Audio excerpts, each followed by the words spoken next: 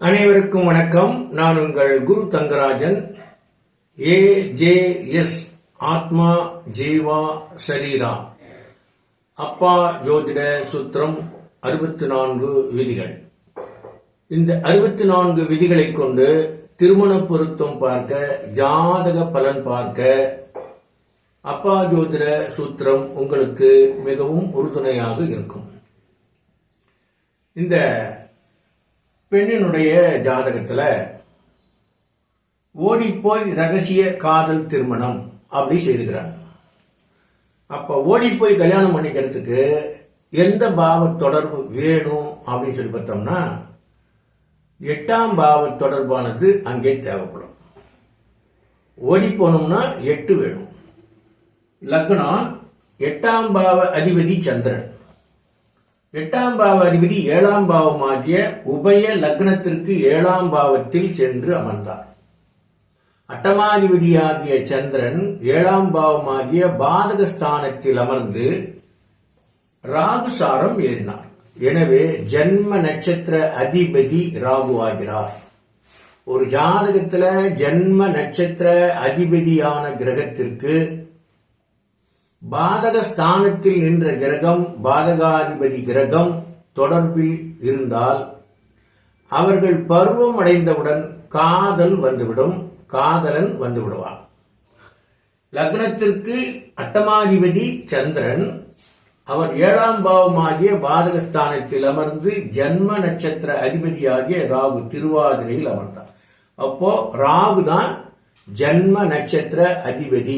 எனவே பாதகஸ்தானத்தில் என்ற சந்திரன் ராகுவை தொடர்பு கொண்ட காரணத்தினால் காதல் வரும். அட்டமாதிபதியாக இருந்து காதலை தருவதால் ஓடிப்போய் திருமணம், ரகசிய காதல் திருமணம் அப்படின்னு சொல்றோம். பருவம் வந்தவுடனே காதல் வர தொடங்கிடும், காதலனும் வர தொடங்கிடுவான். இதுக்கு இந்த ஜாதகத்துல இந்த காதல் திருமணத்துக்கான விதி இன்னும் எத்தனை? லக்னத்திற்கு 7ஆம் பாவ அதிபதி புதன், அவனும் காதலை தருவான், பாதகாதிபதி. இந்த லக்னத்திற்கு 7ஆம் பாவ அதிபதியான புதன் 5ஆம் பாவத்தில் அமர்ந்து, பாதகாதிபதி 5ஆம் பாவத்தில் அமர்ந்து சுக்கிரன் சாரம் ஏறினார். பாருங்க, சுக்கிரனுடைய நட்சத்திரம். சுக்கிரன் 6 மற்றும் 11ஆம் பாவ அதிபதி 11ஆம் பாவத்தை பார்க்கிறார். அவருடைய சாரத்துல ஏறாரு புதன். ஆனால் அந்த சுக்கிரனும் சூரியனுடன் பாத்தீங்க, சூரியன் அஸ்வினி 1, சுக்கிரன் அஸ்வினி 1, கண்டாந்த பாகையில கண்டாந்த நட்சத்திரத்துல நின்று சூரியனுடன் கூடி, சூரியனுடன் கூடி சுக்கிரன் அஸ்தங்கமாகி எரிந்த கிரகம் ஆகிவிட்டார். எனவே 7ஆம் பாவம் என்பது முதல் திருமணம். அந்த கிரகமானது சுக்கிரன் சாரமேறி சுக்கிரன் அஸ்தங்கமாகி எரிந்த காரணத்தினால் இவருக்கு முதல் திருமணம், முதல் காதல் திருமணம் நடக்கும். ஏன் நடக்கும்? இங்க 7ஆம் பாவம், இங்க 9ஆம் பாவமா இருக்கு. எல்லாமே ஒற்றைப்படை பாவமாக இருப்பதால் நிச்சயம் திருமணத்தில் அது முடியும். ஆனால் அந்த காதலன், அந்த கணவன் இவரோடு இருந்து வாழ மாட்டான், போய்விடுவார். காரணம், 7ஆம் பாவ அதிபதியான சுக்கிரன் அஸ்தங்கம் மற்றும் எரிந்த கிரக சாரத்தில் ஏறினால் அவர்களோடு வாழ்க்கை நடத்த முடியாது. இதுதான் இந்த 64 விதிகளில் இது ஒரு விதி. இது 7ஆம் பாவ அதிபதி சுக்கிரன் சாரமேறி சுக்கிரன் அஸ்தங்ககதி அடைந்ததனால் முதல் கணவன் நிலைக்க மாட்டான், முதல் திருமணம் ரத்தாகிவிடும். 2வது திருமணம் 9ஆம் பாவ அதிபதி தான் சூரியன். 9ஆம் பாவ அதிபதி சூரியன் 2ஆம் திருமணத்தை தருபவர். இப்ப ஒரு 2வது திருமணமா அந்த சூரியன் அப்படி சொல்லக்கூடிய கிரகம் தான் கணவனாக வந்திருக்கிறார். 9ஆம் பாவ அதிபதி தான் சூரியன். அவர்தான் 2ஆம் திருமணத்தை தருபவர். அவர்தான் 2ஆம் திருமணம் செய்து கொண்டவரும் கூட. உத்திரம் நட்சத்திரத்தில் பிறந்தவர். இவர் 2வது கணவனாக, காதலனாக வந்து கணவனாக திருமணம் செய்து கொண்டார். 9ஆம் பாவ அதிபதியான சூரியன், 5ஆம் பாவ அதிபதி செவ்வாய் 9ஆம் பாவத்தில் 9ஆம் பாவ அதிபதி சூரியன் ஆகிய பரிவர்த்தனை இதிலே இருப்பதால் சூரியனும் செவ்வாயும் பரிவர்த்தனை பெற்றுக் கொள்ளக்கூடிய காரணத்தினால் சூரியன் இங்கே வந்து விடுவார், செவ்வாய் அங்கே போய்விடுவார் என சாஸ்திரம் கூறுகிறது. அந்த வகையில் 2ஆம் திருமணம் கூட இவருக்கு நிலைப்பதில்லை அப்படின்னு சொல்லு. ஏன்னா சுக்கிரன் தான் இந்த பெண். அந்த பெண்ணினுடன் கூடிய சூரியன் அவரை விட்டு விலகி விடுகிறார், செவ்வாய் அவருடன் கூடுகிறார். எனவே இரண்டாவது திருமணமும் ரத்தாகிவிடும் அப்படிங்கிற விதி இங்க இருக்கு. அப்போ இந்த ஜாதகத்துல 7ஆம் பாவ அதிபதி கெட்டுவிட்டால் முதல் திருமணம் ரத்தாகிவிடும். அந்த காதல் திருமணம் எப்படி வருது? அவர் 7ஆம் பாவ அதிபதி, அந்த புதனானவர் சுக்கிரன் சாரத்திலே ஏறி சூரியனை தொடுகிறார். சுக்கிரனும் சூரியனும் ஒரே நட்சத்திரத்தில் இருக்கிறதுனால சுக்கிரன் அஸ்தங்கமாகி சூரியனிலே எரிந்த காரணத்தினால் சுக்கிரன் செயல்பட மாட்டார். இது ஒரு விதி. அந்த சுக்கிரன் சூரியனில் அஸ்தங்கமாக இருப்பதால் சுக்கிரன் செய்ய வேண்டிய வேலையை சூரியனால் மட்டுமே செய்ய முடியும் என்பது இன்னொரு விதி. இதுபோல 64 விதிகளும் உப விதிகளாகிய 44 விதிகளும் கொண்டு நீங்கள் திருமண பொருத்தம் பார்க்கலாம், ஜாதக பலன் பார்க்கலாம். எந்த விதிகளும் உங்களுக்கு எல்லா நிலைகளிலுமே தொடர்ந்து உங்களுக்கு உதவி செய்து கொண்டே இருக்கும். ஏமாற்றம் என்பதே இங்கு கிடையாது.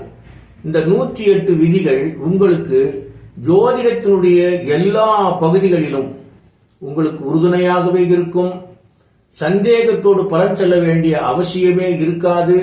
அந்த விதிகள் நம்முடைய மூல நூல்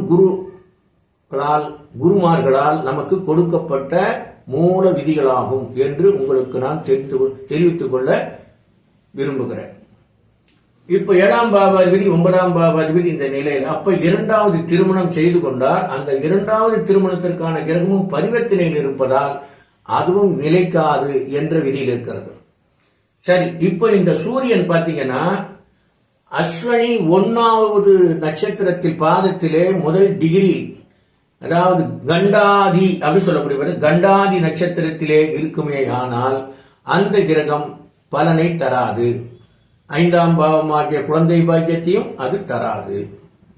இரண்டாவது, அந்த கிரகம் பரிவர்த்தனையில் இருக்கக்கூடிய காரணத்தினால் அது அங்கிருந்து விலகி சென்று விடும் என்ற விதியும் இருக்கிறது. சூரியன் குழந்தை பாக்கியத்தை தர முடியாதவராக இருக்கிறார். 5ஆம் பாவாதிபதி 9ஆம் பாவாதிபதி தான் ஒரு ஜாதகத்திலே பெண்களுக்கு குழந்தை பாக்கியத்தை தருபவராக இருக்கிறார்.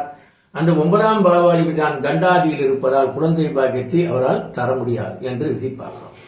அடுத்ததாக ஆண் ஜாதகத்தை பார்க்கிறோம்.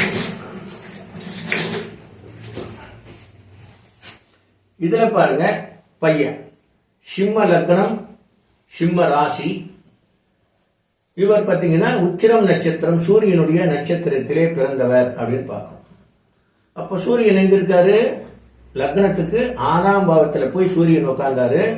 சூரியன் சுயசாரம் பெற்றுக்கொண்டவராக இருக்கிறார்.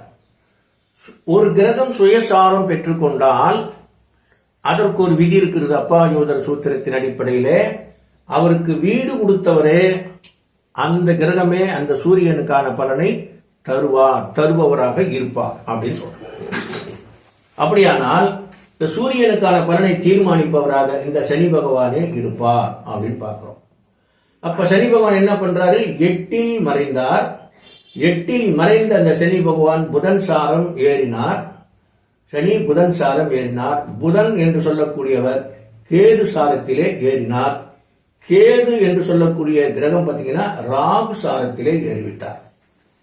ஆக சூரியனுக்கான பலனை தரக்கூடிய சனி 8இல் மறைந்து புதன் சாரம் ஏறி, புதன் கேது சாரம் ஏறினார், நிழல் கிரக சாரம் ஏறினார் அப்படின்னு பார்க்கிறோம்.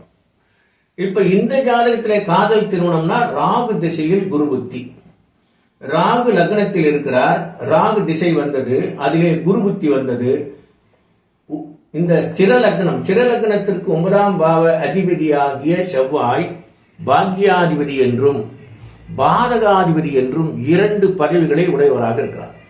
எனவே இந்த 9ஆம் பாவ அதிபதி பாக்யாதிபதியாகி 7ஆம் பாவமாகிய கணவன் ஸ்தானத்திலே வந்து நின்று குருவுடன் ஒன்றாக கூடியிருப்பதால் ராகு திசையிலே குருனுடைய புத்திக்கு அந்த குருவும் செவ்வாய் குரு கூட்டாக இருப்பதால் இந்த செவ்வாயானவர் இந்த குருவுக்கு காதலை தருகிறார். ஏன்னா குரு எங்க நிற்கிறார் பாத்தீங்கன்னா செவ்வாயோட நட்சத்திரத்தில் நிற்கிறார்.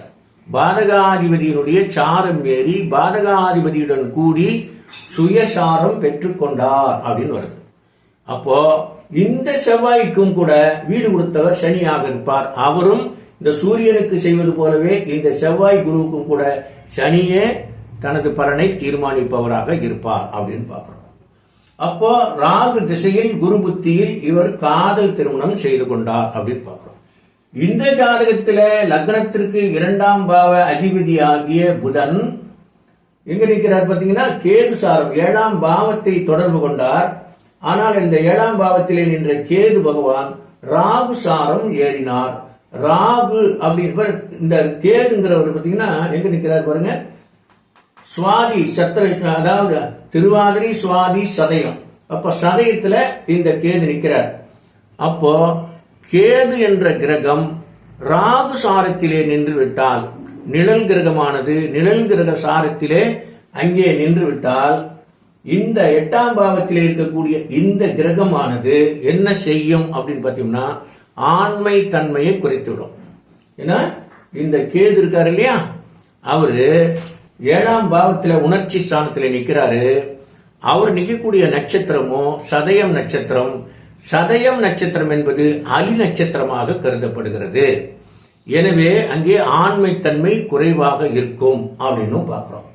ஆக 2ஆம் பாவ அதிபதி நின்ற நட்சத்திராதிபதி நிழல் கிரகமாகி நிழல் கிரக சாரத்திலே நின்று விட்டால் அவருக்கு 7ஆம் பாவ தொடர்பு இருப்பதால் கணவன் மனைவியாக இருக்கலாமே தவிர குழந்தை பாக்கியம் கிடைக்காது. ஏன்னா 5ஆம் பாவத்திலே நின்று அவர் நிழல் கிரக சாரம் ஏறிவிட்டால் அங்கே ஜீவன் இருப்பதில்லை, குழந்தை பாக்கியம் தராதுன்னு பார்க்கிறோம்.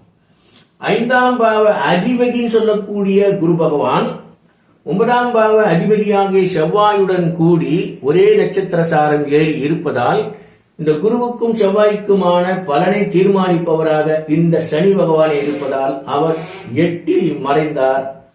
8இல் மறைந்து அவர் புதன் சாரம் ஏறி புதன் மீண்டும் கேது சாரம் ஏறினார். எனவே இந்த சனி பகவானுக்கும் ஜீவன் இருக்கிறது, சரீரம் இல்லை. அப்பொழுதும் சனி வந்தாலும் குழந்தை பாக்கியத்தை அவரால் தர முடியாது அப்படின்னு ஆயிப்போச்சு.